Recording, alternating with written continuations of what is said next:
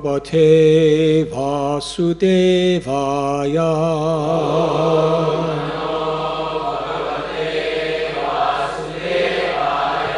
Om Namo Bhagavate Vasudevaya.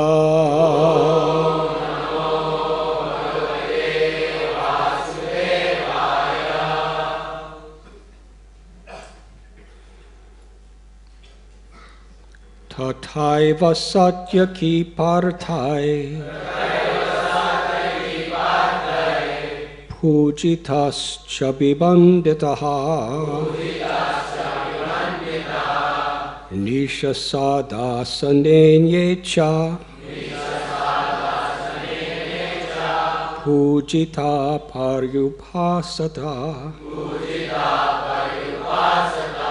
Tathaiva Satyaki Parthai Pujitascha Vibanditaha Nishashadasanenyecha Pujita Paryupasata Tathaiva Satyaki Parthai Pujitascha Vibanditaha Nishasadasanenyecha Pujita Paryupasata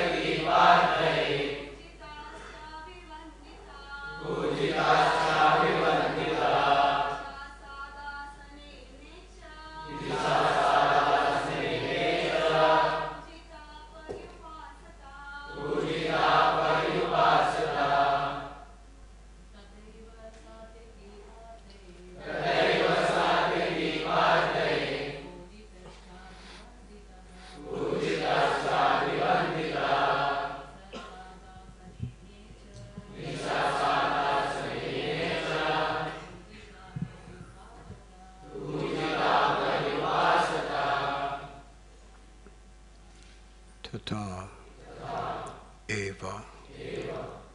Similarly, Satyaki, Satyaki, Parathai, by the sons of Pritha, Pujita, worshipped, Cha, and Abhivandita, welcomed, Nishashada, sat down, Asane, on a seat, Anye, the others, Cha, also, pujita, worshipped, pariyupasita, sat around. Satyaki also accepted a seat of honor after receiving worship and welcome from the Pandavas, and the Lord's other companions, being duly honored, sat down in various places. Kritam samagatya krita bivadanas tayati hardadra drishabhirambita apristavam stam kushalam sahasnasham pitrisvasaram pariprishta bandava. The Lord then went to see his aunt, Queen Kunti. He bowed down to her, and she embraced him, her eyes moist with great affection. Lord Krishna inquired from her and her daughter-in-law, Draupadi, about their welfare, and they in turn questioned him at length about his relatives in Dwarka. Purport. Vishwanath Chakravarti Thakur envisions that as Lord Krishna was sitting on his seat, he saw his aunt Kunti approaching in great eagerness to see him. He then rose at once, quickly went up to her and offered his obeisances. Her eyes moistened with extreme love. She embraced him and smelled his head.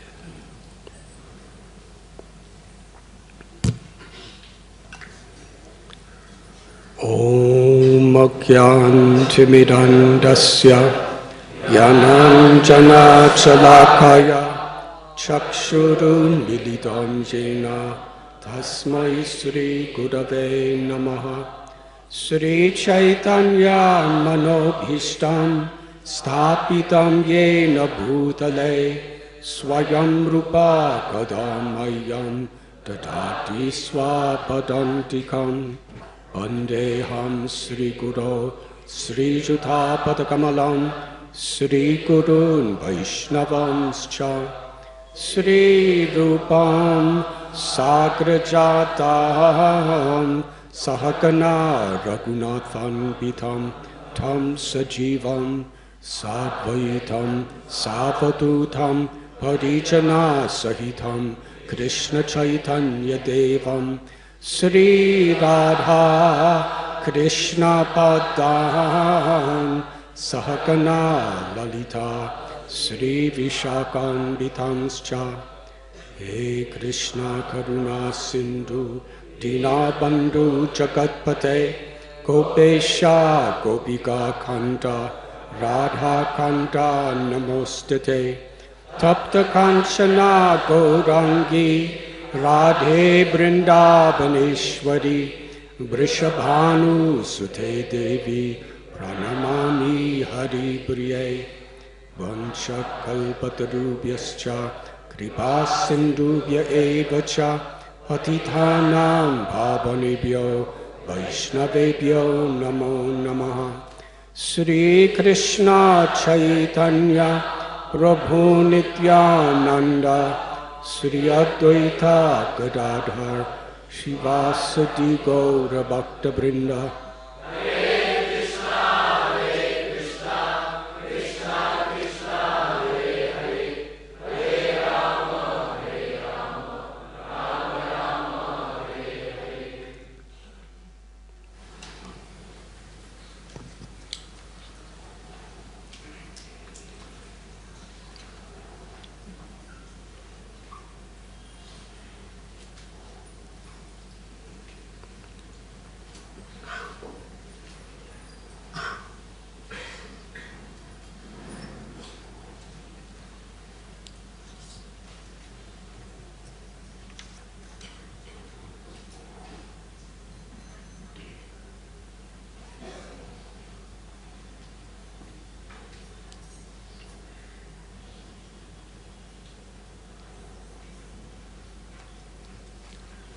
We are reading today from the Srimad Bhagavatam, Canto 10, Chapter 58, entitled Krishna Marries 5 Princesses, texts 6 and 7.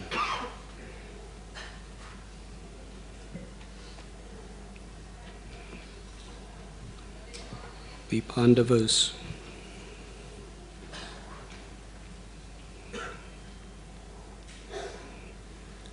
who were great devotees of Krishna. The eldest brother, Yudhisthira, was truly a well-wisher for everyone.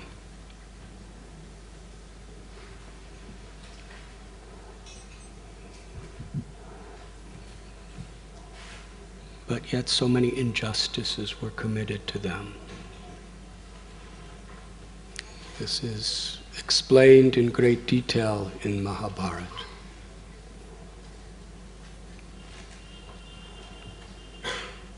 Kunti was the sister of Vasudeva,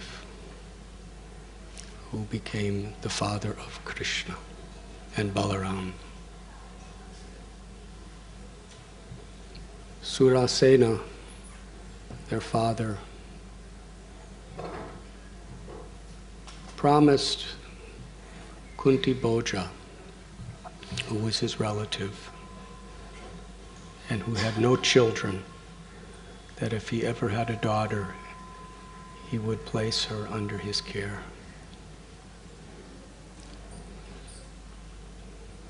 Vasudeva's sister, whose name was Prita, was thereby given to the care of Kunti Bhoja. And thus she was called by the name Kunti. And we know the story, how she was so beautiful in her character, in her actions, in her words, in her physical appearance, in every way. Durvasa Muni came to visit King Kunti Bhoja. And as we were speaking last night, Durvasa Muni, son of Anasuya and Atri Muni, was an expansion of Rudra, and he was easily pleased and easily angered. When he was angry, it was devastating. And when he was pleased, it was very nice. So generally, when he came to a place, it was a very fearful situation. It's like when an important guest comes, there's usually some fear. You don't want to displease him. But when it's Durvas Muni, it's a very serious subject matter. So Kunti Bhoja had his lovely daughter Kunti take care of him. And by her graciousness, her kindness, and her absolute genuineness, she just had nothing but good inside and out. Sometimes great sages like Durvasa, if they detect any anartha or unwanted quality in you, they know exactly how to make it explode. But Kunti had no qualities except her goodness. So she served him so pleasingly, with so much effort and care, that he gave her this benediction, a mantra where she could call any demigod, any of the devas. She just meditates, chants the mantra, they will immediately appear. She was just a young girl, very small. After Durvas Muni left with this blessing, she was just curious. Because a young girl being given a mantra like this, naturally you want to try it. So one morning she saw the sun rising, such a beautiful sunrise. And she meditated on Surya and chanted the mantra, and Surya came. And she didn't know what to do actually, because Surya is a very powerful deva, and she's a little girl. So she served him nicely and offered prayers to him. And he said, if I come, I must give you a child. That is my rule. But she said, how can you give me child? I'm just a little girl. He said, by my deva-like powers, you will remain a virgin. And then a child was put in her womb and was born really quickly, because devas don't have to go through all these months of labor and like earthly people. And the child was born from her ear. And therefore he was given the name Karna. But she didn't know how to explain this to her relatives. Now think of yourself being a little girl, and all of a sudden there's this little baby who has golden earrings and a chest plate. So she was confused. She made a little basket and very lovingly put the baby in the basket and prayed to Surya, please protect your child. And then she put him in Ganga and he flowed away. And a charioteer named Adiratha discovered a little baby floating in a river. And he and his wife Radha were childless. So they've considered this to be a great blessing. And they loved this child as their own child and raised him with such affection. Meanwhile, later on, the great King Pandu, born of Vyasadeva, his two brothers Dhritarashtra and Vidura. But of the three, Pandu was the most heroic and powerful. Vidura was the most saintly, but he was disqualified from the throne. Dhritarashtra was the eldest, but because he was blind, he was not qualified. Meanwhile, Pandu was so powerful that he literally took his armies and conquered the entire earth. But he was fair. He was a man of dharma. He didn't exploit. He didn't unnecessarily plunder. He actually brought real justice in places where there was so much injustice. And he came to the Swayamvara, and there Kunti gave her heart to him. They were married.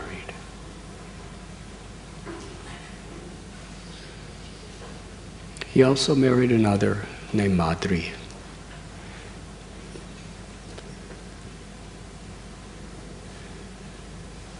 You know the story.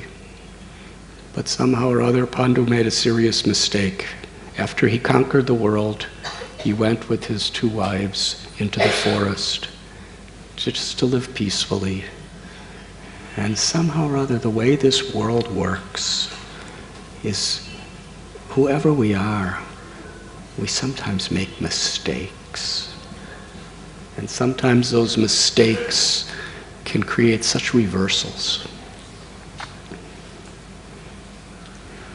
So he was cursed that if he ever touches a woman, he would die. So they wanted children. And Kunti Devi explained the blessing she had. Now it can actually be used for a really good purpose. And Pandu said, call Yamaraj, Dharmaraj. He's the most pure, sinless Mahajan the upholder of the highest religious principles. And from Yamaraj, Yudhishthira was born. Most powerful of the devas is Vayu, the lord of the wind.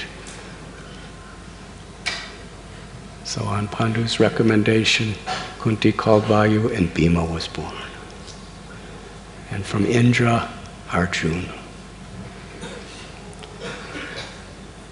Kunti gave the mantra to Madri, and she meditated on the Aswini Kumars, 2 brothers, and from them, Nakula Sahadev.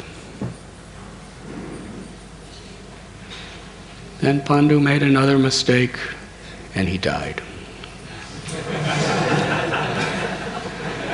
This is Mahabharata. So, Kunti now, Madri went with her husband Pandu. Kunti wanted to, but the rishis and sages in the forest told her that somebody has to take care of these 5 children. So she brought them back to Hastinapur. But during that time, Duryodhana, the son of Dhritarashtra, was the center of everyone's attention.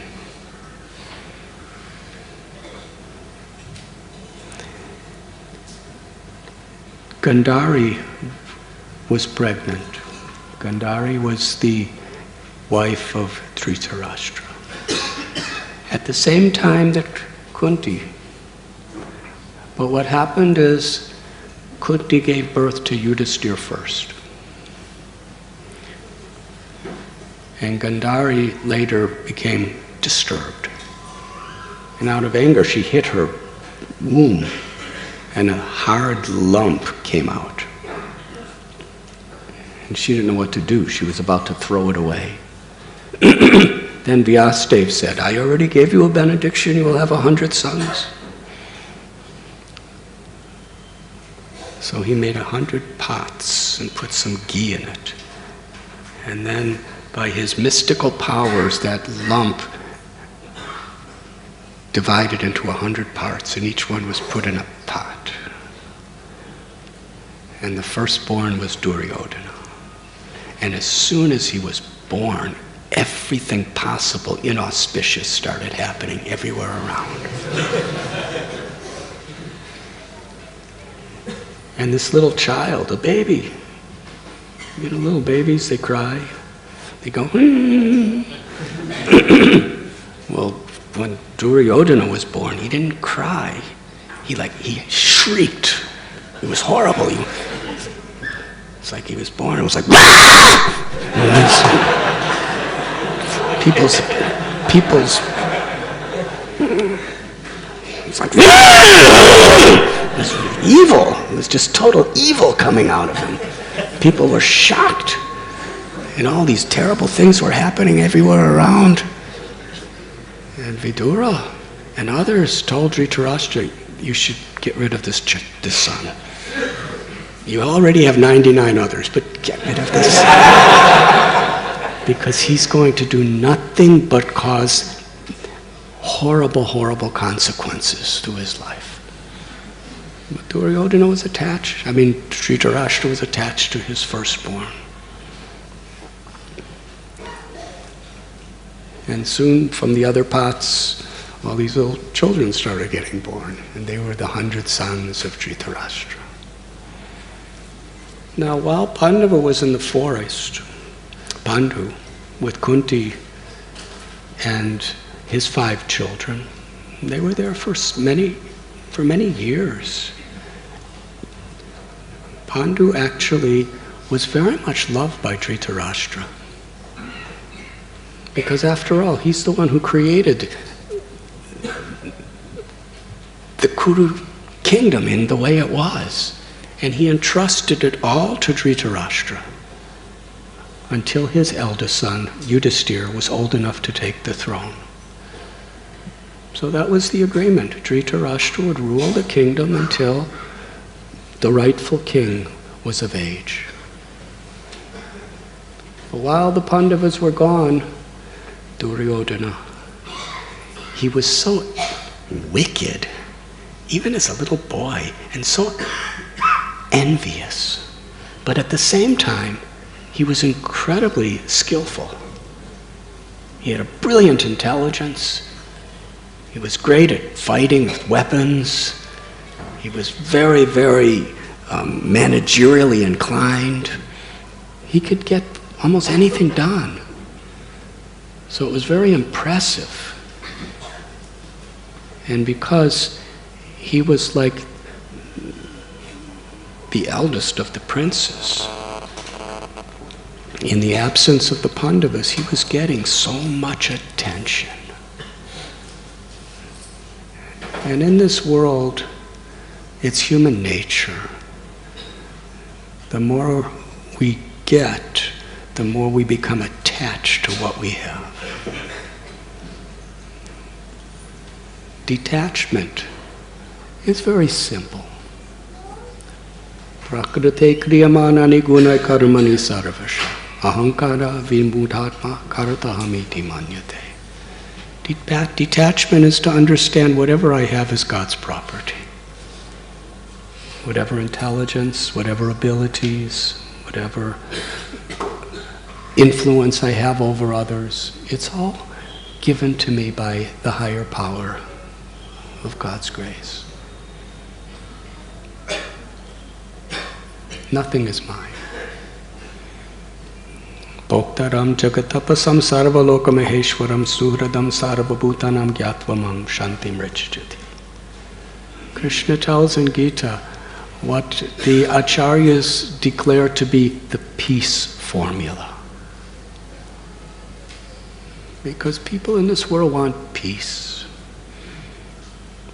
There's so much war and so much conflict, so much unhealthy, destructive, envious competition in this world.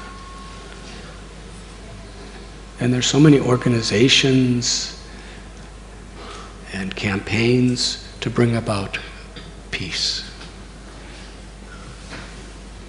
And many of them are very helpful. But according to Bhagavad Gita, they are only dealing with the symptoms of the problem. However much you treat symptoms, if the core disease is still present, then another symptom will come. And then another and another. And sometimes there are just so many symptoms you can't even deal with them anymore. So Krishna tells the peace formula. He goes right to the very core of the heart of the disease that disturbs people's peace. And he explains, one can attain true everlasting peace if they just live by three principles. That Bhagavan, Sri Krishna, is the proprietor of everything that exists. Sarva Loka Maheshwaram. Sarva Loka means every planet in every creation is the property of God. He's the creator, he's the maintainer, and ultimately he withdraws it according to his will. Nothing is mine. And ultimately the Lord is the supreme enjoyer of everything. Samsadir Haritoshanam. That means if everything is God's property, everything should be used in harmony with God's will. And Surada Sarvabhutanam. And that one Supreme Lord, who is the Father, the Mother of every living being, is the most intimate, ever well-wishing, best friend of all beings. This is very important. We can be happy in any situation if we just have realization of this, that Krishna is our ever well-wishing friend, not only to us, but to everyone. Krishna loves everyone, infinitely, forever. He's not partial to anyone, but he reciprocates according to how we live.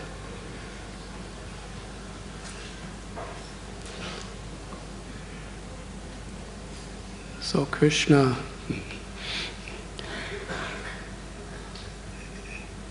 has revealed this secret to us. It's so simple. But Duryodhana, he was so much intoxicated and infatuated by the respect and the power he was getting because he had no rival. His father was blind and old and disqualified in so many ways, and there he was, the next ruler.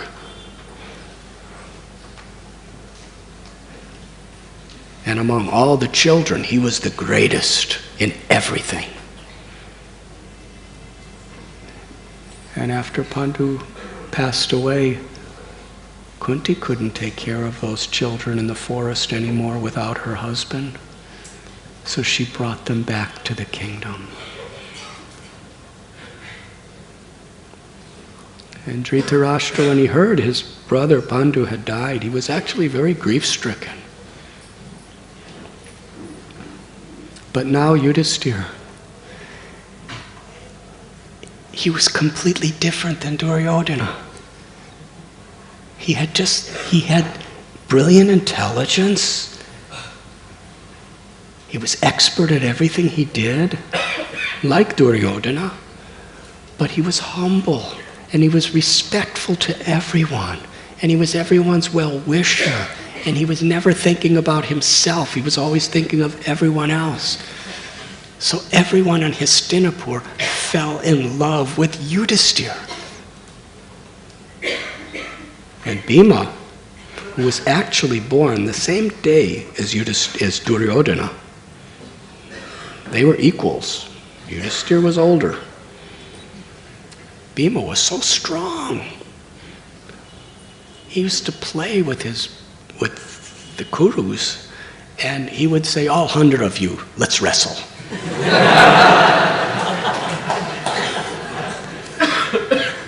And these Kurus, they were really arrogant little kids. They were spoiled like anything. They were expecting to be the kings, the rulers, the everything. And Bhima would just throw them around like toys. And this really insulted them. Not only does everyone love Yudhisthira, but Bhima always defeats us.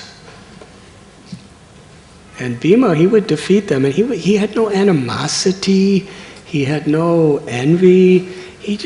For him it was just play. He would just beat them up. That's what little Kshatriya kids do. But it was just play for him. There was no ill feelings. But for Duryodhana and his brothers, it was intolerable.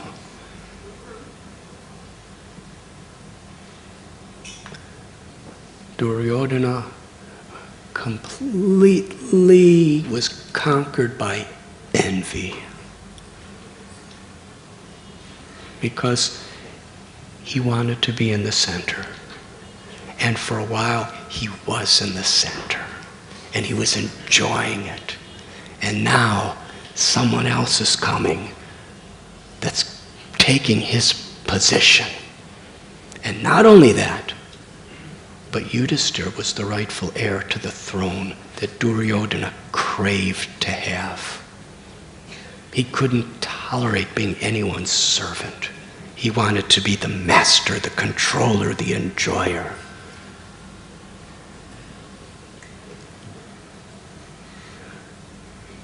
Usually in this world, you're not envious of somebody who could do something that you don't know how to do.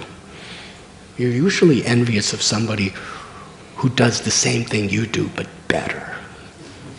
Yes? Just like, if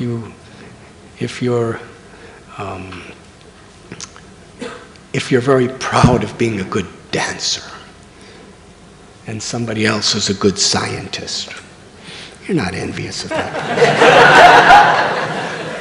You can tolerate them being a good scientist. But if somebody dances better than you and gets louder applause, and more people looking and affectionate, it's like fire going in your heart. Can't tolerate it. And similarly, if you're a really good scientist and you're getting all kinds of grants and people are praising you and everything like that, you can easily tolerate a good dancer. But another scientist? That's human tendency. Where we're getting our enjoyment of certain types of adoration, distinction, profit, it's very, very difficult to tolerate somebody who's actually getting more attention and getting more profit and being more successful.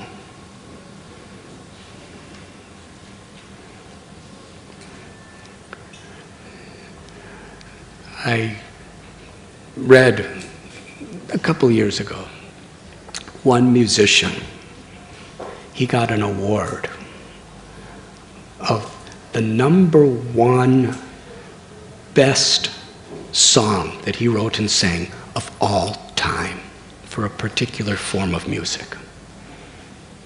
And there were hundreds and thousands of songs by some of the greatest artists. But his was voted to be the #1 song of all, the greatest song of all time. So he was interviewed. This is the most prestigious award a musician can get in one sense. He wrote and sung the greatest song of all time. They asked him, what is your feeling getting this award? He said, nothing. Because in a couple of years, some other song will be voted better than mine. It's true. Records are broken. Krishna tells us in the Gita that our real happiness should not be in the results of what we do, but in the quality of the consciousness in which we do it. Krishna tells Arjuna, do not be attached to victory or defeat, success or failure, pleasure or pain, honor and dishonor. Be attached to Dharma. And the highest Dharma is bhakti. Yat karosi rashnasi yajjo hoshi dadasiya.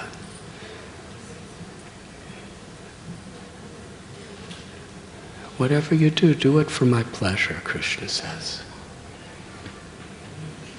It is our devotion that pleases Krishna. There's so many examples of this. Duryodhana himself, I'm skipping way ahead from this story.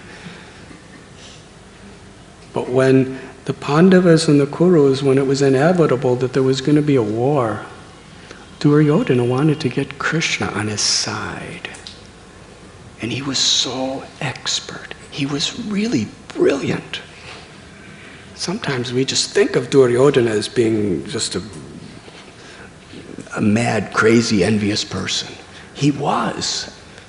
But he was also, in order to get his way, he could be the most refined, charitable, intelligent person. And he knew how to win people over. He would treat them with such respect and give them so many gifts that they were obliged to be on his side. So he invited Krishna to his palace. And he had the best dancers and the best cooks and the best interior decorators, and he had the most wonderful gifts, everything, just to show Krishna how much he's going so far out of his way to give Krishna happiness. Then Krishna's going to, when he asks Krishna a favor after he's doing all that, Krishna's going to be obliged to be on his side. But Krishna doesn't care anything for things. He's concerned with our love and devotion. All the preparations were made. And Krishna knows just how to teach good lessons. He walked right by Duryodhana's house. The whole reception's there waiting. He just walked by, didn't even look. Now that's an insult. And then he went to Vidura's house. Vidura wasn't even expecting him. Kunti Devi was living with Vidura while the Pandavas were in exile. And Vidura didn't have anything prepared for him. And according to the story, they just gave Krishna a banana. And according to how some people tell that story, Vidura and his wife, they were so nervous that Krishna just showed up at their house that they peeled the banana and threw the banana out and gave Krishna the peel. And Krishna ate it. And he was completely satisfied. He was more happy with this little offering of love than all of the things, the crowns and the jewels and the sumptuous food that Duryodhana had prepared for him. Because Krishna sees the intent. The only thing that satisfies the heart is to love and be loved. And any gift, its value is only in the love in which it is given and received. That's the only value to the heart. The material worth of something can give some fleeting attachment to the mind and senses. Can't touch the heart.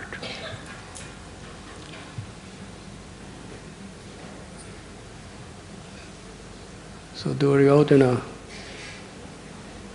and his brothers, they were so envious. Because everything they wanted the affection, they wanted the respect, they wanted the attention of in any way from all the citizens, and they were getting it. And they loved it, and they were attached to it. And here comes the Pandavas, and they didn't even want it. It just came to them anyway because they were so good. So Duryodhana, even though the Pandavas were their well-wishers, he started making plots to murder them. They're brothers. In those days, cousins were called brothers. So they decided, Shakuni was the brother of Gandhari.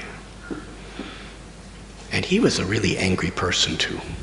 Because Bhishma brought Gandhari, and Shakuni wanted her to marry Pandu, but instead she got married to Dhritarashtra. So he was really angry. He was really intelligent, but he used it all in the wrong ways. So Shakuni and Duryodhana were always making these plots of how to destroy the Pandavas.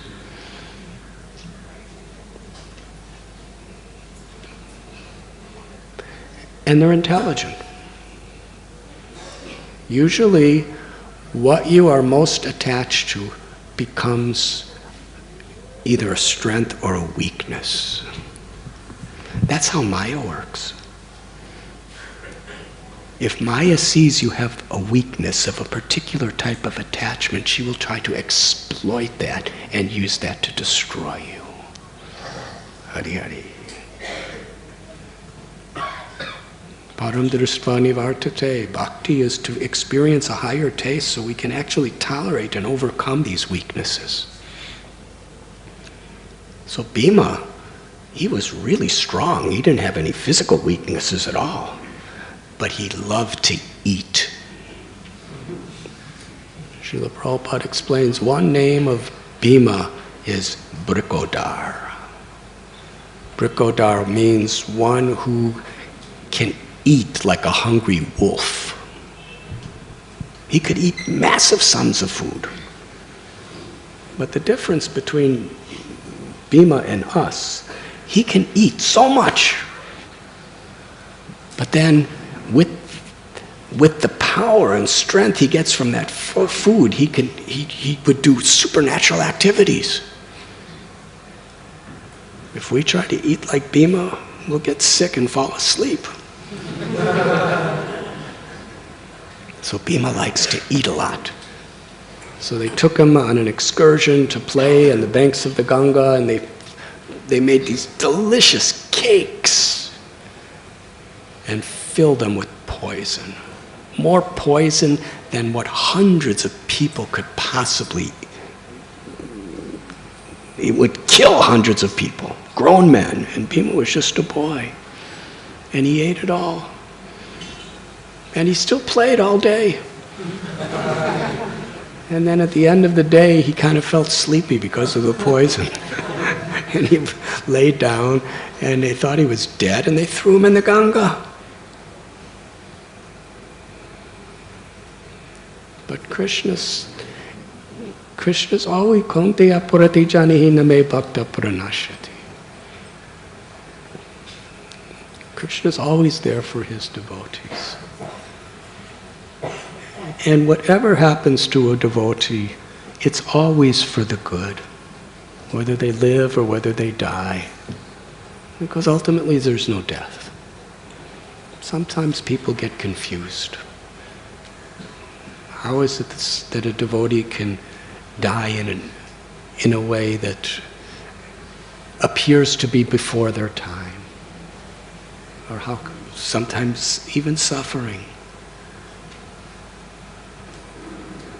From our perspective, we can calculate in terms of years, in terms of pleasure and pain. But if Krishna wants to protect us, nothing can harm us. And even if something does harm us, if we have taken shelter of Krishna, if we're dear to Krishna, then he will give the soul the highest rewards. Everyone has to die. What is history? History is just all these narrations about people who are now dead. Yes. You live 100 years maybe. In England, if you get to be 100 years, the Queen personally gives you a gift. Something to live for.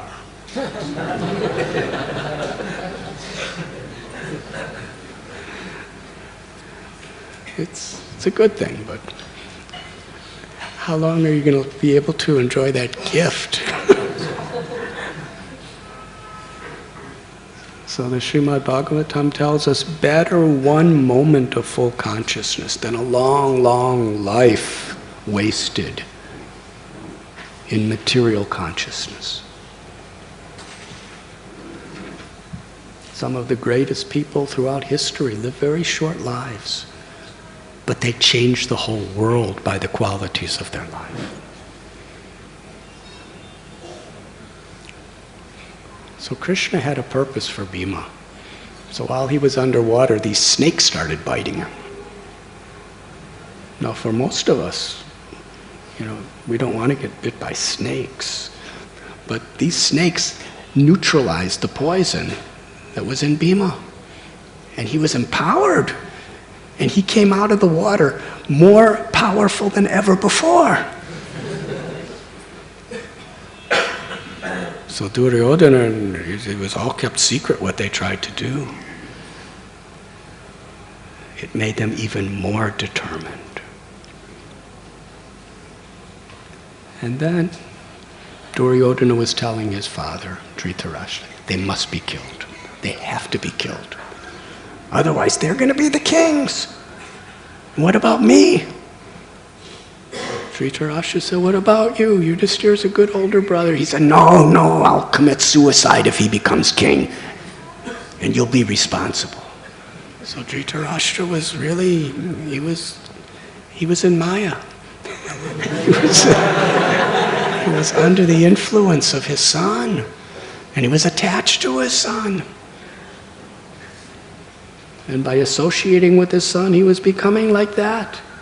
And meanwhile, Bhishma and Vidura, they were watching this whole thing happening and they were brokenhearted by it. Vidura was always giving Dhritarashtra good advice. Vidura was the younger brother. He was the most qualified. But just because of some technicality in his birth, He was not given certain rights. But he was the most qualified. He was completely the well-wisher of everyone. He had no animosity, no enmity in his heart. He loved Krishna. Krishna was his nephew, kind of. He loved everyone. And he was always giving Dhritarashtra good advice. And Dhritarashtra would hear it. And Dhritarashtra knew that Vidura is my best friend. He's my well-wisher, and everything he says is right. But then he would hear from Duryodhana. And due to his attachment to Duryodhana, he would always go along with him. What a troubled life he had. Even though he was sitting on the throne, he was the king, Dhritarashtra was nothing but miserable. Duryodhana was nothing but miserable.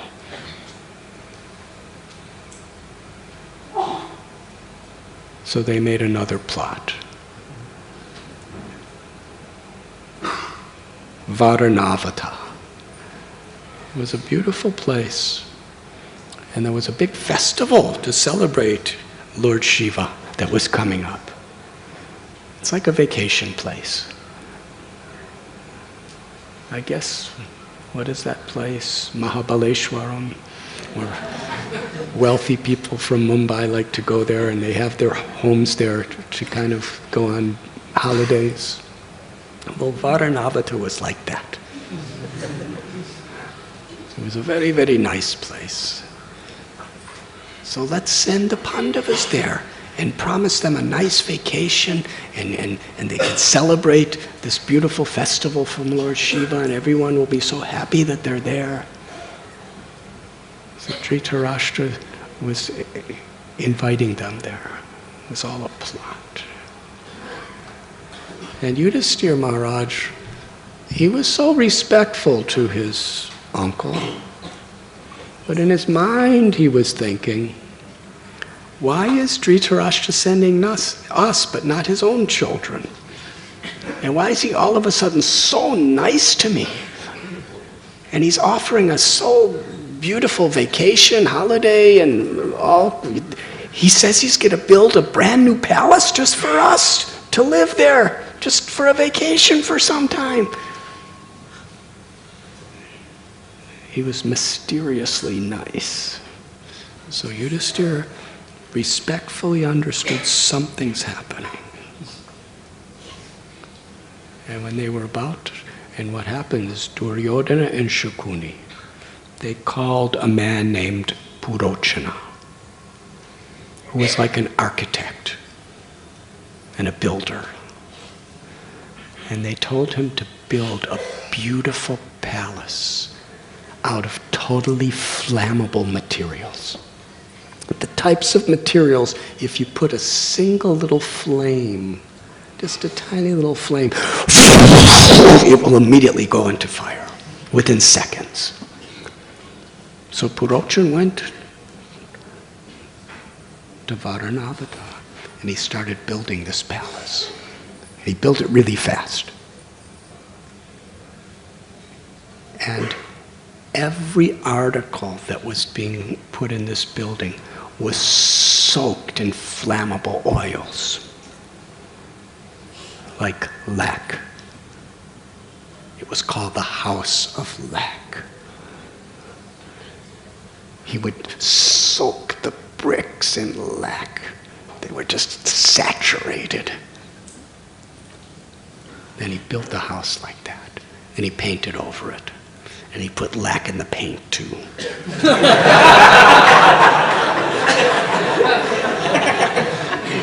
Whatever type of paint they used in those days. It was probably organic paint. It was definitely organic. They didn't have chemicals in those days. It was organic paint. But the lac was organic too, I guess. But it was very... That house was just built to burn. And then he put all these pots of ghee all over the place to make it look auspicious. And then he got some sort of natural fragrance to cover to make it really sweet smelling. And it was built. Meanwhile, as Yudhisthira and the Pandavas with Kunti, as they were leaving Hastinapur to go on their vacation, Dhritarashtra said, please enjoy. And Duryodhana said, oh, you will have so much fun there. It's such a nice place. Vidura spoke in a language that nobody could understand. He spoke a very simple tribal language. But Yudhisthira understood so many languages. But more than that, Yudhisthira could understand people's hearts. And Vidura said some little poetic line that was really confusing to people who heard it. He said something like, beware of weapons that are meant for your destruction, that are not made out of steel or any hard material. What does that mean? And beware of that which can consume even straw and wood, but cannot harm a person who's in a hole in the ground. Something like that. And then he said, one who controls their mind and senses can never be conquered. So Kunti asked Yudhisthira, what does that mean? Yudhisthira later told that Vidura has told us that they're going to try to burn us alive. And Vidura sent some of his messengers to the Pandavas. They lived in Varanavata for some time. Should I continue the story or should I? Okay. And meanwhile, the house was being completed. And they were living. When they arrived at Varanavata, all the people there were cheering and celebrating because everyone loved the Pandavas. And this is what was really embroiling the envy of Duryodhana, that everybody loved them. Wherever Duryodhana would go, people would, yes, master, yes, master. But wherever Yudhisthira would go is, oh, we'll do anything for you, we'll give everything for you. Duryodhana wanted what Yudhisthira had. He had the love of the people. He wasn't just respected, he was loved. Duryodhana was feared. And by his manipulations, by his incredibly intelligent organization and engineering, he had control, he had the fear of the people, but he couldn't get their love and truth and the respect of their hearts. And that's what greatness is. To actually be loved, not feared.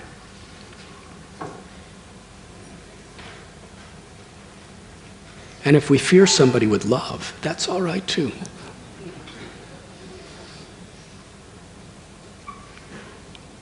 But when our love goes beyond fear, that's more high, that's deeper. So, when Yudhisthira was leaving Hastinapur, everyone was saying goodbye with such love, and Duryodhana, just wait till he burns alive. He was so enthusiastic. And when Yudhisthira Maharaj came to Varanavata, all the citizens, every single citizen came and celebrated his arrival. And eventually the house was built. And Yudhisthira Maharaj told the Pandavas what happened. Bhima said, we shouldn't go there. Why are we going to live there? They want to burn us alive. And Yudhisthira Maharaj said, no, we should live there. We will escape. let them think we're dead. He had his plan. And Vidura kept sending him messages and help. And they dug an underground tunnel. And on an Amavasya, a new moon night, that was the time destined for the house to be put on fire. And they got that message. And they escaped from an underground fire. And the house blazed. And everyone thought that Kunti and her sons were dead. And when the news came, Dhritarashtra started crying. And Duryodhana started crying. And everyone was crying. And they were giving all these tributes of honor to the Pandavas. Just to make it sound like they were compassionate, well-wishing, loving. And they were grieving. But actually in their hearts, they were really, really celebrating. They're dead. Now everything is ours. How is that? Such envy.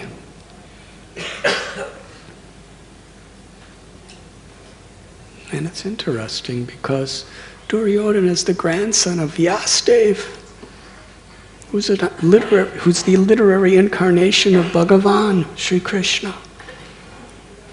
How could he be in such a state? Duryodhana was being brought up in the presence of Bhishma, Mahajan, Vidura, a Paramhamsa. But still he made these choices. He was so duplicitous. But Vidura could see it all, and Bhishma could see it all. But Vidura was happy that the Pandavas were safe. And they went into hiding for some time. And because time's up, I can't say too much more. But many incredible things happened at that time. They went to Ekachakra. And there they were living incognito. All the Kurus thought that they were dead, but Vidura knew what was going on. He knew they were safe. There was funerals and everything for them.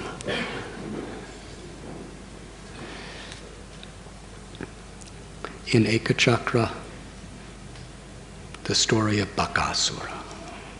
Baka was a really powerful person. But Bhima, actually, I won't tell that story.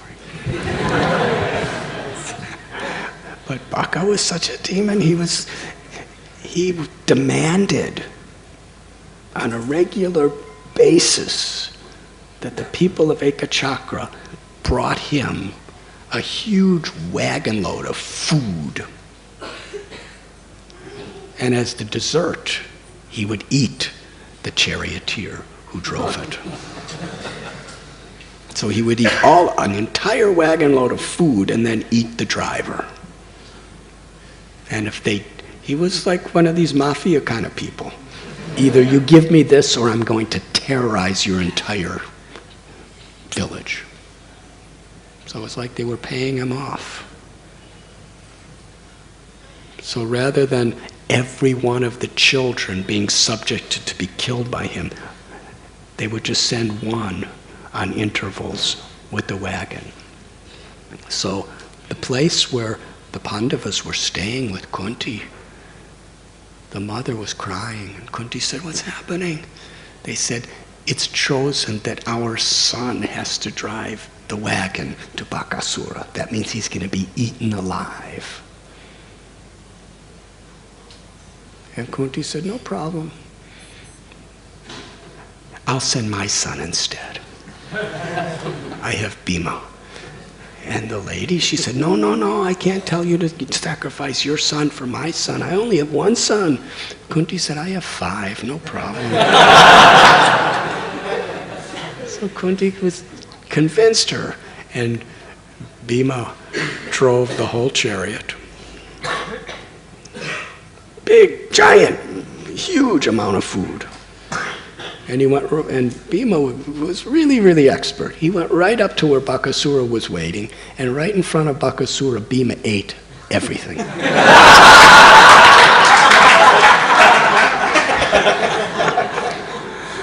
This really made him angry, and Bakasura attacked Bhima while he was eating. Bhima was he couldn't care less about this Baka. With his right hand he was eating, and with his left hand he was just pushing him away. Until he finished everything. Then after he finished everything, he washed his hands and he finished Baka.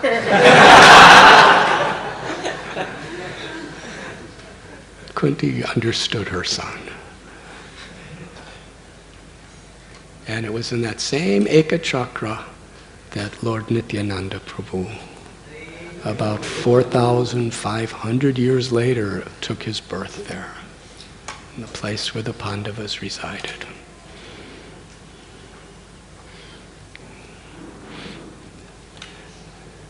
And soon after that, there was the wonderful pastime where Draupadi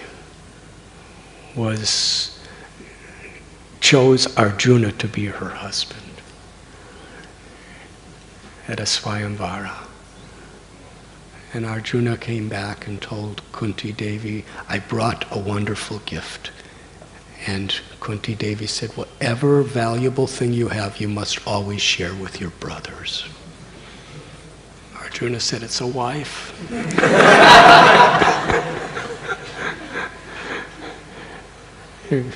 Kunti, whatever she said couldn't go in vain. So under these extraordinary circumstances, Draupadi married all the 5 Pandavas.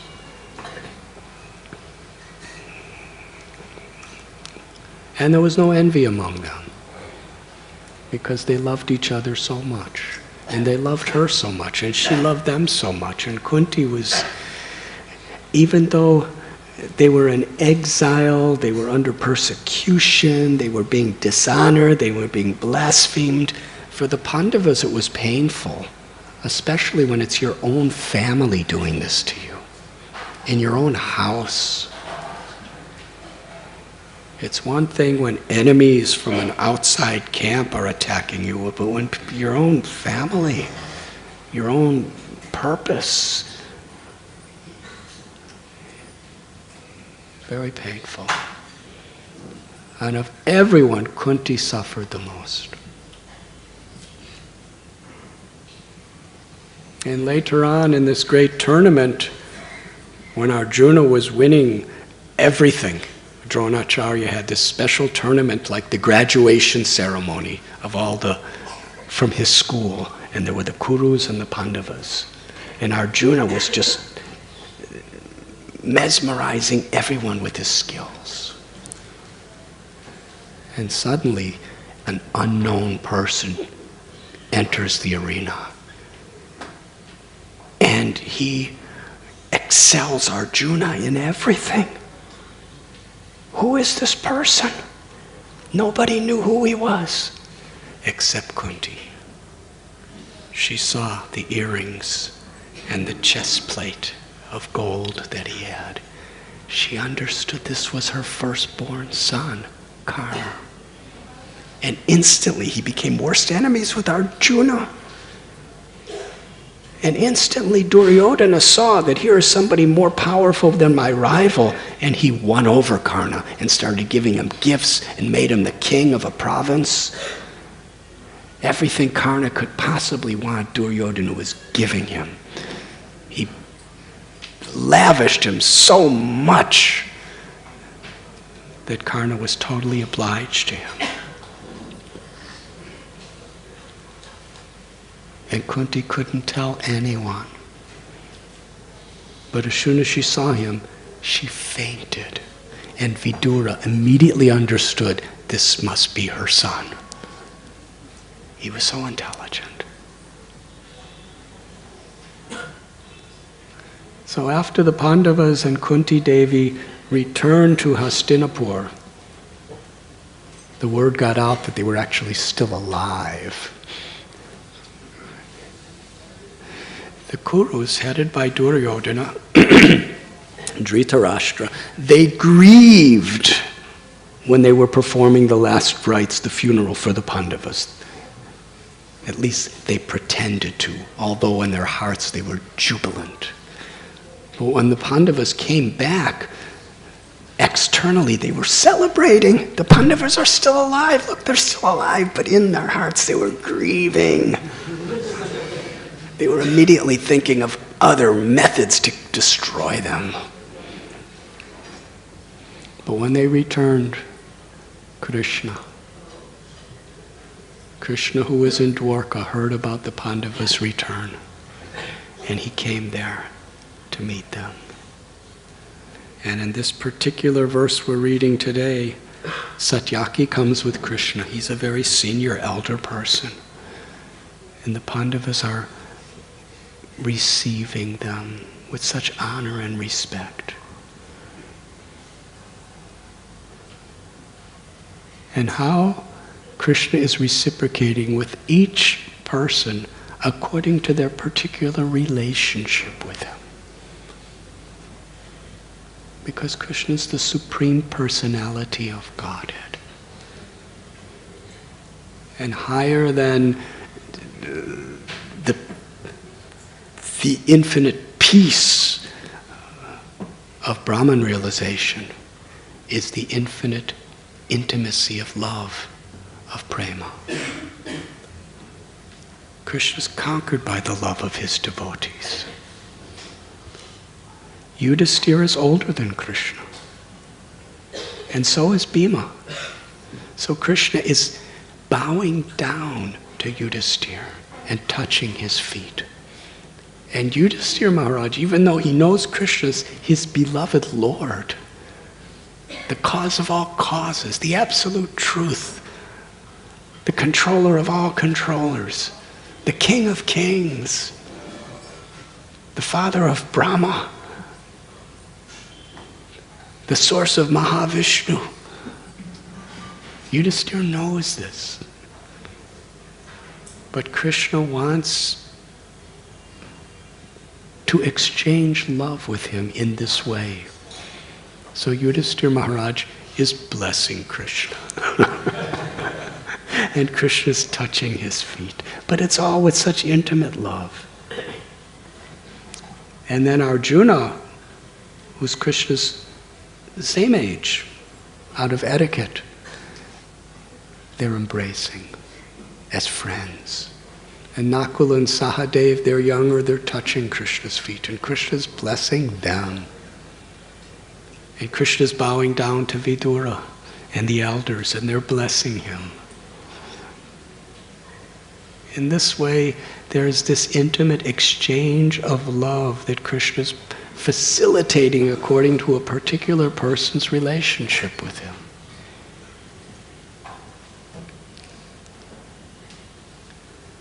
And as Krishna's sitting on a beautiful seat, he sees Queen Kunti coming. Ishvara sarvabhutanam hrideshe arjuna tishtati. The Lord is within the heart of everyone. He knows our every thought. He knows our every feeling intimately. He hears our every word. He sees our every action.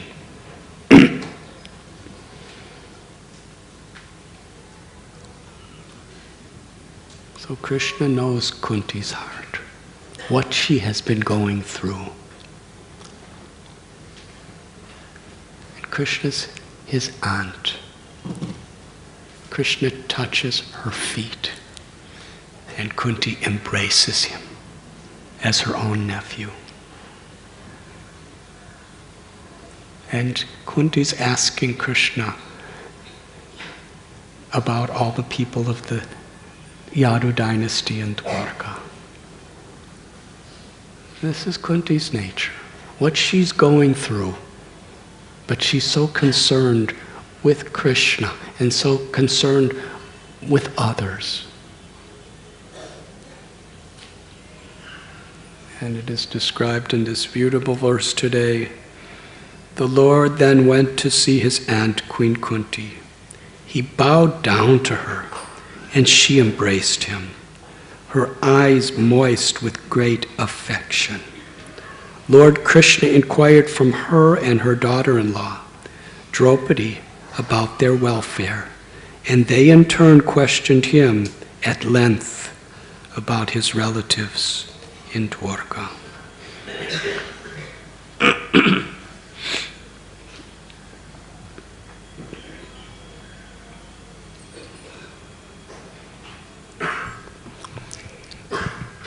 Kunti worshipped Krishna, and Krishna worshipped Kunti.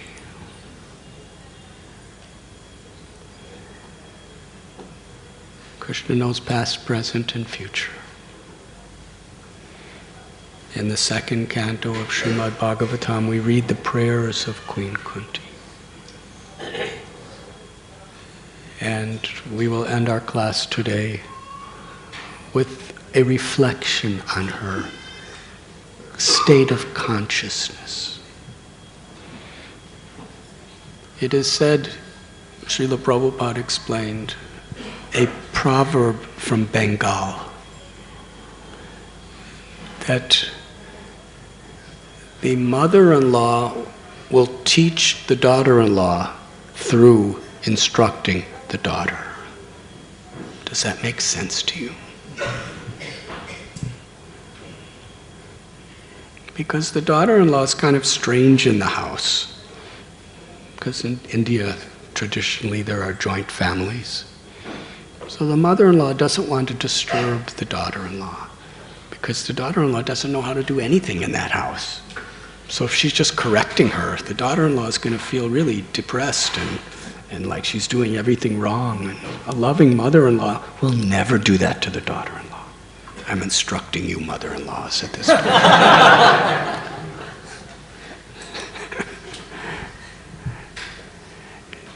There's sensitivity, there's affection. So the mother-in-law will affectionately instruct the daughter. And the daughter, she's used to living in the house, no problem. She knows my mother loves me. By instructing the daughter-in-law learns everything without hurting her, without making her feel inferior. It's a science of respect and affection within a household. So in the same way, Krishna teaches the world through his loving devotees. And Kunti was his loving devotee. Krishna would touch her feet and bow down to her. Yet Kunti went through so many tragedies in her life.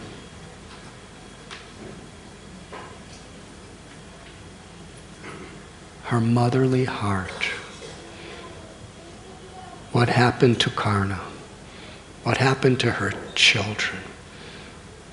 What happened to her beloved daughter-in-law Draupadi when she was being stripped by Dushasana?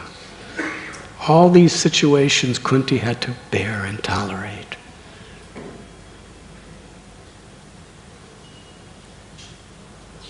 But in the end, she prayed to Krishna. Vipadashantu tashashva tatra tatra jagat guru. Let these calamities come again and again. Because when they come, I remember you.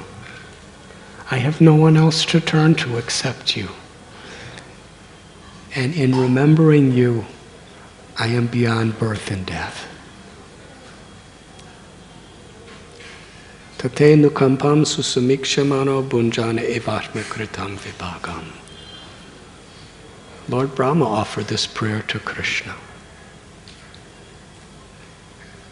That when, to that devotee who even in the most difficult, trying situations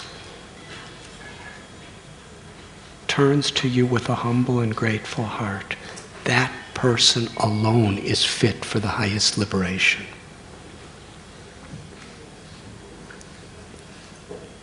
It's not a matter of how little we can eat or how little we can sleep, although we shouldn't waste our time eating too much or sleeping too much. The reason we don't eat a lot or sleep a lot is not because we want to show everybody how renounced we are.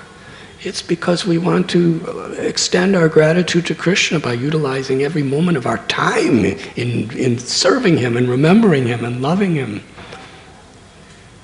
It's for that purpose. Brahmacharis living in the ashram, they don't renounce the opportunity for families and everything and property so that people will see that they're great ascetics. They come here so that they can utilize their full energy and their full minds in loving devotional service. Grihastas, they don't give in great charity to help elevate people's consciousness so that they will be honored and esteemed. They're doing it because they understand everything they have belongs to God. Let me use it for that purpose. This is bhakti.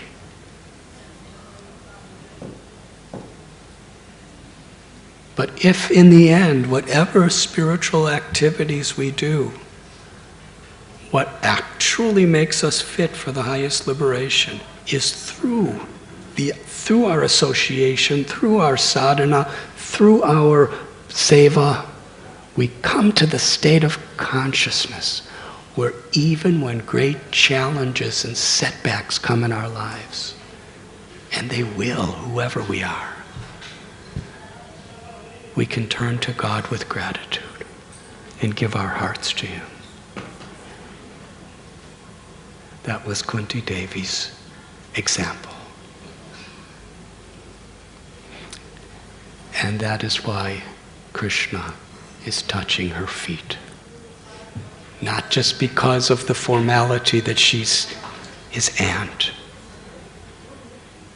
but Krishna wants to show the world how he worships those devotees who always remember him in love in any situation. Sri Chaitanya Mahaprabhu taught us. Kunti herself, she prayed to Krishna in her prayers, Janmaishwaraya Shruta Shibir, that a person who is too much attached to wealth, high birth, physical beauty, or very high education cannot feelingly call out your holy name because they become proud. Akinchana Gochru. That means even if you have high wealth, even if you have high birth, wealth, education, and all of this, if we understand nothing is mine, then we could call out Krishna's names with feelings. So God has appeared within his name. Nam Nama Kariba Nija Sarva Shaktis. Krishna has appeared in his name.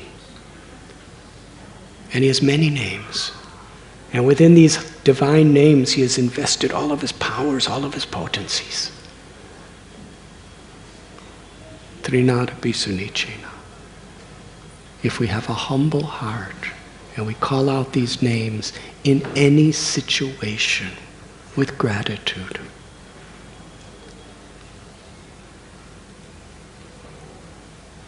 Krishna will reciprocate and give us himself. Krishna is showing us here, he worships the devotee who worships him with such a humble and grateful heart. Lord Chaitanya, Lord Nityananda, they gave great scholars and simple, uneducated people the holy names of the Lord. It didn't matter, whoever they were. And if they saw that they were chanting with humble hearts, Lord Chaitanya and Lord Nityananda would touch their feet, embrace them, give them garlands, and say, I am your property. In this spirit, Srimad Bhagavatam is teaching us to chant the holy name.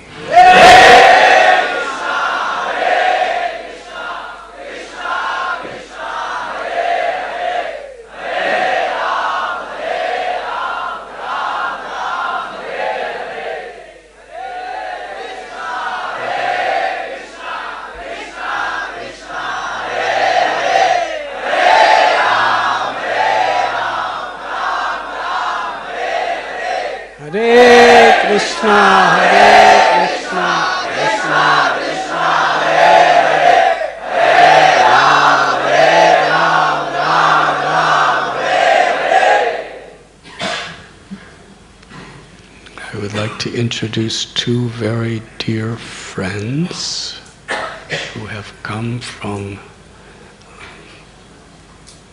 long distance of Woodstock, New York. They are two of the most empowered yoga teachers in the world. And they have founded a yoga studio which has teachers and branches all over the world. And they're wonderful devotees and beautiful people who really try to give something with very deep substance. They're very powerful animal rights activists and human rights activists also. Sometimes people are animal rights activists, but they're not nice to people, to human people. But if we actually understand animals are people and humans are also people, then we actually extend as God's grace, instruments of God's grace, compassion to all. And this is the very heart of their mission, is to teach these values of devotion along with a very incredible system of yoga as well. And they were very dear friends of our dear brother Shamdas Ji, who you remember stayed with us a few years ago at Radha Gopinath temple. They regularly would visit him at Govardhan and Vrindavan and Gokul and Natwar. And at this time, about 80 students are at Govardhan Eco Village for a teacher's training. They're there for 1 month.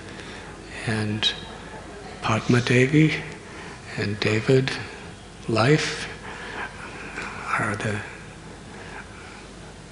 leaders of this wonderful Jiva Mukti society, and very, very dear friends. And it was always a dream of mine that they would be here with us in Mumbai. And I'm so grateful that both of you are here. Please be part of our family here forever. And everyone who would like them to be a part of our family forever, very lovingly and loudly chant Haribol.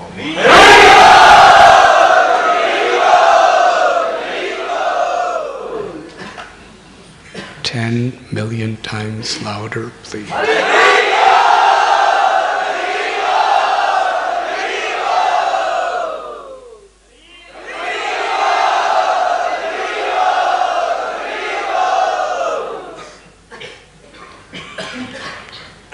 Is there any questions?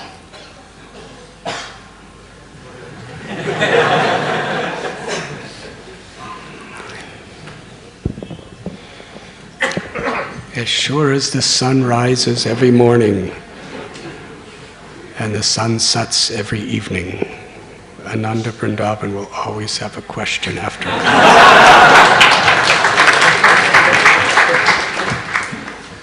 Maharaj, talking about the Pandavas, we know that they are pure devotees and they have gone through so many difficulties and hardship in their life. But when the difficulties came to Yudhishthir Maharaj, a stage came in Yudhishthir Maharaj's life also, where Yudhishthir Maharaj complained to Krishna that, Krishna, why you are putting so much difficulties on us? Yashaha mani grinani, he spoke that thing. So that thing, we being a conditioned soul, we take shelter of that thing in our life. That when Yudhishthir Maharaj also complains to Krishna, when difficulty comes in our life, it's very natural that we will also complain to Krishna. And in that circumstances, our commitment and our dedication goes down in Krishna consciousness because we are taking shelter of that thing. So what to do when difficulties come in our life? We don't take that shelter and we just take it as Krishna's mercy and don't do as a complaint, but take as a Krishna's mercy and go ahead. Because that is always that we take shelter of that thing and we go away from giving 100% commitment to Krishna consciousness and taking a shelter of that thing in our life. Thank you. That's a problem, when we take one little piece but we don't see the whole picture. So we want to do what Yudhishthir did as far as asking a serious question to our Krishna, which sounds like complaining, but what about the rest of it? He asked Krishna, why is all this happening? And Krishna said, Yasyaham anagrinami harishye tatanam shanai. The Yudhishthir Maharaj, when I show my favor to my devotee, I give whatever he wants. But when I give my complete favor, I take away everything. So that devotee has nowhere else to turn to except me. Now, what does that mean? Take away everything.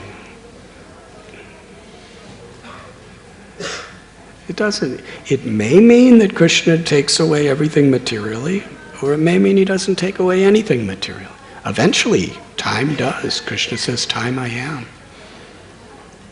But what Krishna is explaining is, when there is impediments in the heart of my devotee, I'm actually offering myself.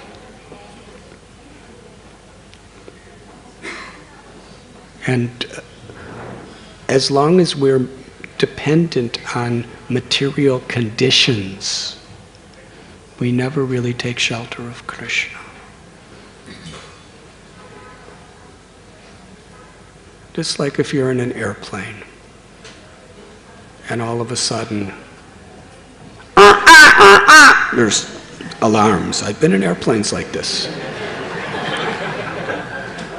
where they say we're about to crash, emergency landing. Yes? What are you going to do?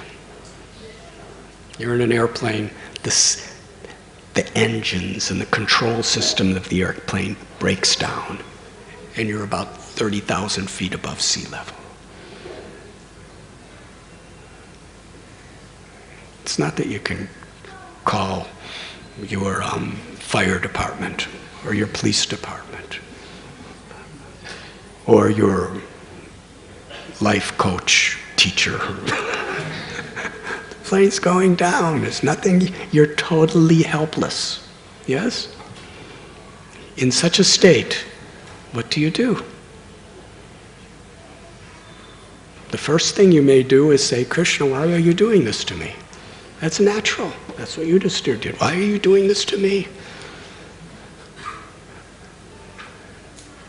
But then you realize, if Krishna's doing it to me, that means Krishna must be there for me.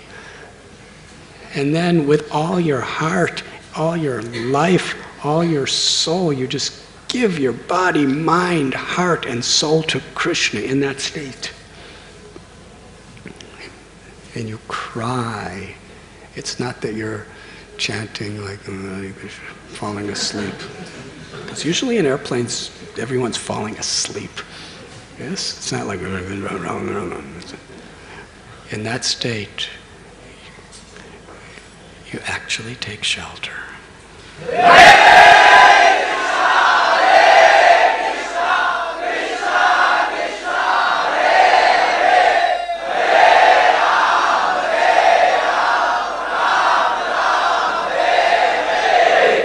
And if the plane crashes, you attain the life's perfection and you go back to Krishna's eternal abode.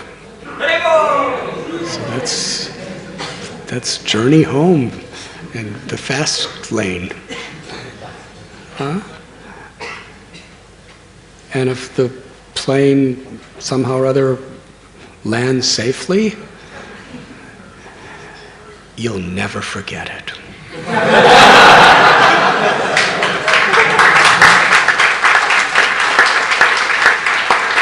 You will definitely think for the rest of your life, that was the most spiritual I've ever been in an airplane. It's the best flight of my life. I never want it to happen again, but it was the best flight. Never felt so close to God. Yes? So Yudhisthira took shelter. So he's asking the question to be like us, but then he's also responding to show us what we're supposed to do. So it's not a problem when we say, God, why are you doing this? Even Jesus, when he was on the cross, he cried, why have you forsaken me, my Father? But that was in the ecstasy of separation. It wasn't in bewilderment. And similarly, Yudhisthira Maharaj had complete faith in Krishna. It was just his human nature speaking that. But the lesson he's giving us is how he spoke it and how he lived when he received Krishna's message. Similarly with Arjuna, in the battle of Kurukshetra, Arjuna was bewildered. He was instructing Krishna. Krishna, I'm not going to fight, and he was giving all the reasons. And then he became so completely overcome by the circumstance that he started to cry. He dropped his bow Gandiba and said, Karpanya doso bahata swabhava. Krishna, I don't know anything, please instruct me. So Arjuna is playing the role of us. And in certain cases, Duryodhana is playing the role of us.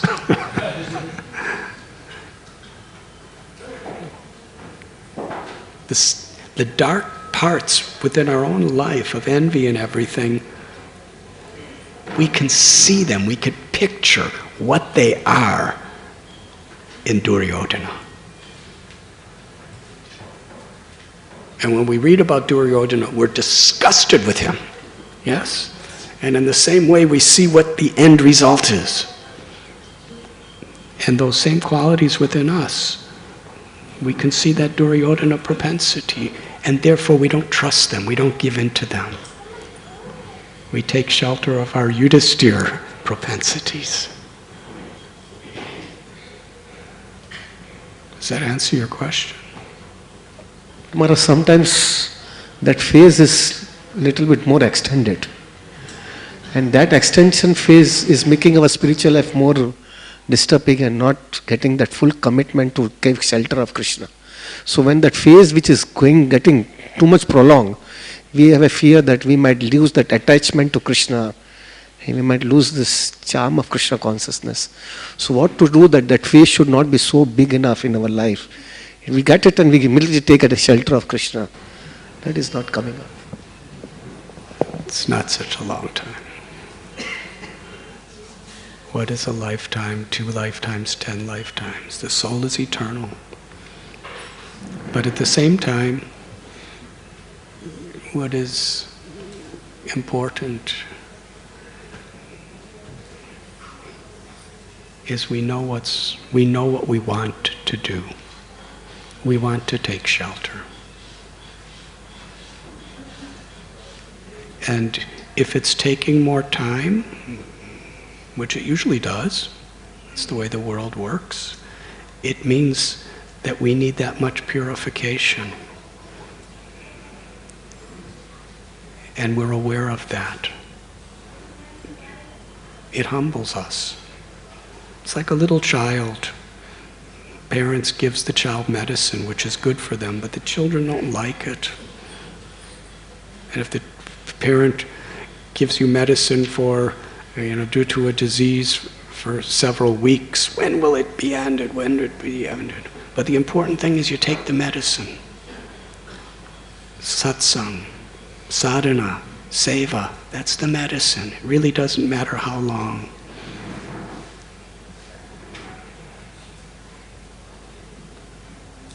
If we have faith, which comes by hearing in the association of people with faith, then we will continue to take that medicine.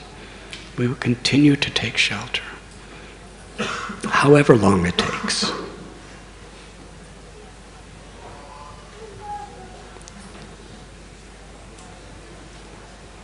That is our sincerity. Krishna knows just what we need.